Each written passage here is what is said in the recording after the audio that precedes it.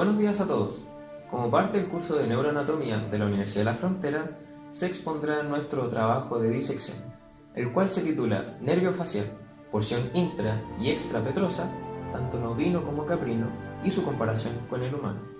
En el presente proyecto decidimos investigar de manera teórico-práctica la neuroanatomía de los animales mencionados anteriormente, centrándonos en el nervio facial y sus ramos.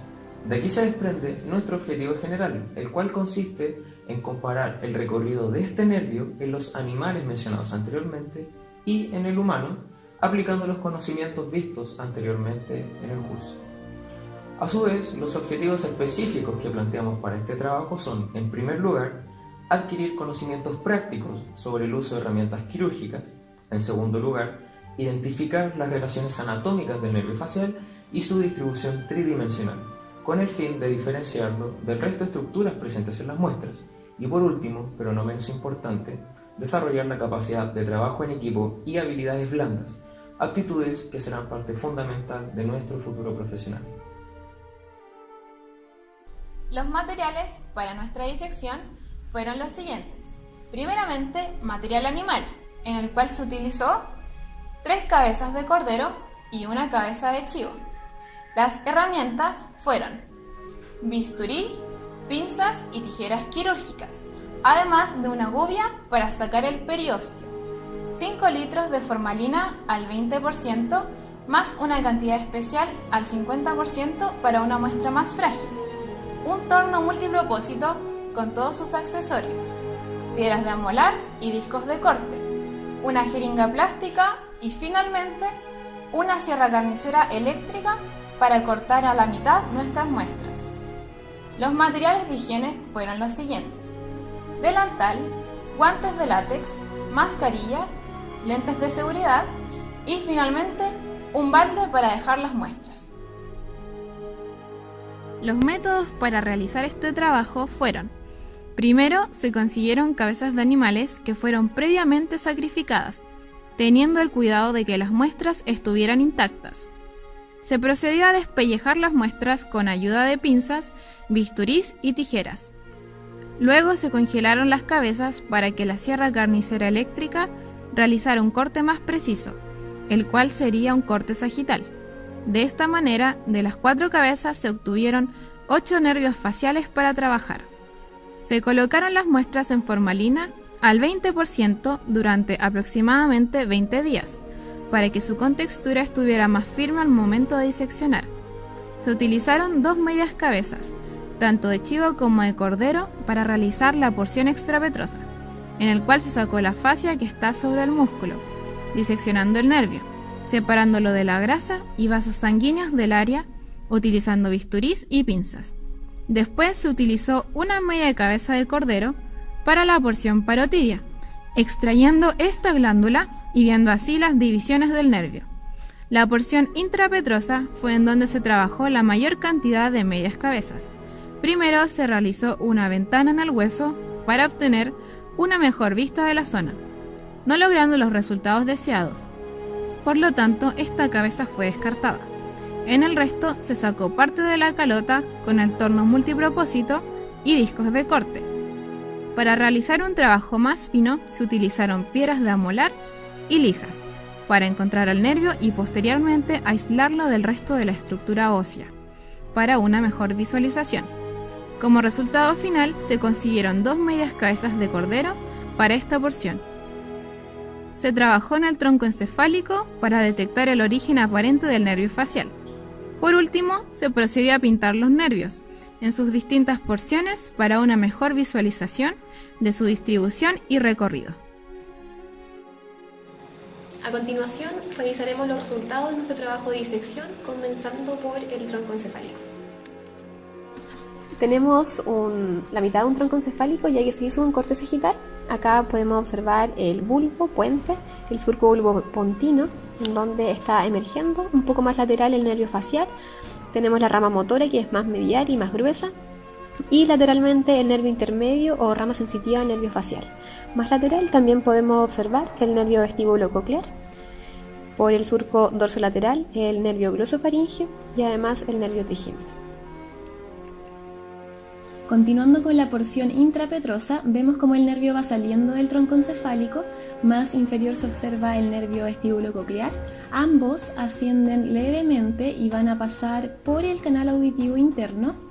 Luego el nervio facial va a pasar por su canal, el canal del nervio facial, para luego comenzar a engrosarse y producir acá un ensanchamiento que correspondería a la primera rodilla o ganglio geniculado. A este nivel observamos además algunas fibras que corresponden al nervio petroso mayor. Luego el nervio va a salir por el foramen estilomastoideo. En esta muestra se observa más claramente, por el grosor del nervio, el ganglio geniculado acá, que corresponde a este ensanchamiento. Continuando con la porción extrapetrosa, en esta muestra recordemos que fue diseccionada la parótida para poder ver todas las ramas y que el nervio facial está atravesando esta glándula. Se observa cómo sale del foramen estilomastoideo y va a originar dos divisiones. La más inferior es la cervical facial, la cual a su vez se divide en un ramo bucal ventral que es más inferior y en un ramo bucal dorsal. La división más superior de este nervio corresponde a la división temporofacial y acá se observaría el nervio temporal superficial. Algunas relaciones de este nervio tenemos por debajo la arteria carótida externa, la cual está dando algunas otras arterias como por ejemplo la occipital, la temporal superficial, la facial transversa y la maxilar. Continuando con la porción extrapetrosa, tenemos una muestra de ovino y una de caprino, donde se observa en ambas el nervio, la rama bucal dorsal y la rama bucal ventral y dorsal. Y además en esta muestra observamos cómo sale el nervio que va a inervar luego al músculo digástrico, como se observa en esta imagen posteriormente. Continuando con algunas relaciones, observamos acá algunos vasos, como por ejemplo la vena maxilar externa, que luego va a ser la vena facial, y algunos vasos transversos, que van cercanos al nervio facial por su recorrido. A continuación, realizaremos una comparación con las muestras previamente vistas y el humano. A continuación veremos entonces el origen aparente del nervio facial tanto en una muestra humana y una muestra de ovino. Cabe destacar que en el ovino tenemos realizado un corte sagital y en esta muestra la tenemos completa. El origen del nervio facial tanto en humano como en ovino se ve en el surco bulbopontino, específicamente en la fosita supraolivar. A continuación, en una imagen que se mostrará al lado derecho, se podrá ver con mejor claridad el origen del nervio facial en el humano, ya que en esta muestra no se puede apreciar correctamente. Cabe destacar que en las dos muestras el origen aparente se correspondería. En esta muestra humano vamos a ver el recorrido intrapetroso del nervio facial, en donde comienza entrando por el canal auditivo interno para dirigirse al canal del facial, en donde asciende y va hacia anterior formando la primera rodilla o ganglio geniculado. Luego va a descender hacia posterior para salir por el foramen estilomastoideo, el cual se encuentra aproximadamente a esta altura. Ahora, en la muestra de ovino, hay una gran diferencia en cuanto al recorrido, ya que este se vuelve mucho más oblicuo y no tiene una diferencia tan abrupta en la primera rodilla. Aquí la primera rodilla se puede diferenciar principalmente por el grosor de esta y no por el cambio abrupto de recorrido. Cabe destacar que la primera rodilla del ganglio geniculado en el ovino está más próxima al foramen estilomastoideo que en la muestra de humano. En estas imágenes podemos observar los huesecillos del oído tanto en humano como en ovino y su cercanía con el recorrido intrapetroso del nervio facial. Al emerger por el foramen estilomastoideo y antes de ingresar a la parótida, el nervio facial va a presentar la emergencia de tres nervios tanto en el humano como en nuestras muestras animales. El primero de ellos es el nervio auricular posterior, que va a inervar la musculatura de la región occipital de la cabeza, luego el nervio digástrico y finalmente el nervio estiloioideo, que debido a su menor tamaño no se fue posible disecarlo. Cabe destacar que en el humano la emergencia del nervio digástrico y el estiloioideo presentan un origen de un tronco común, en cambio en estas especies de animales presentan raíces distintas. En la porción intraparótida vamos a presentar dos divisiones tanto en el humano como en el ovino. La primera y más superior es la división temporofacial, que va a emerger un ramo temporal, ramos cigomáticos y ramos bucales superiores. Más inferiormente presentamos la división cérvico-facial, la cual va a presentar ramos bucales inferiores que se van a anastomosar con estos ramos bucales superiores. Aquí en esta muestra no se pueden observar. luego el ramo marginal de la mandíbula y finalmente el ramo cervical que va a inervar el músculo platino. En esta muestra de ovino vamos a presentar las mismas dos divisiones. La división temporofacial va a originar solamente un nervio y la división cervicofacial va a originar dos. En estas muestras podemos observar mejor la distribución nombrada anteriormente. Entonces, por conclusión, el ovino tiene 3 ramas terminales y el humano va a tener 5, ya que las bucales se van a anastomosar. Esto se relaciona con la importancia de la expresión facial en el humano, ya que sus músculos van a tener una inervación un poco más específica para poder controlar la expresión facial, que es de gran relevancia en nosotros para poder comunicarnos con nuestros pares. No así en el ovino, que no posee gran relevancia. A modo de conclusión, cabe mencionar que se cumplieron los objetivos propuestos en el presente trabajo.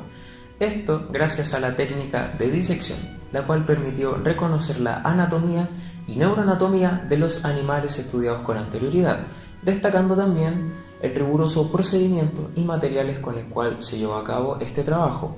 Además, pudimos aprender de manera comparativa e interactiva el recorrido del nervio facial junto a sus características, tales como origen aparente en el tronco encefálico, distribución intra y extrapetrosa y ramos que entregan dicho recorrido.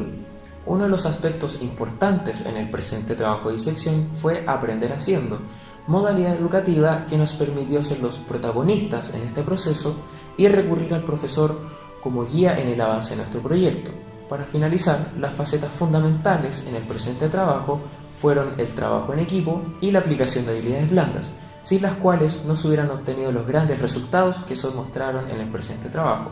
Muchas gracias.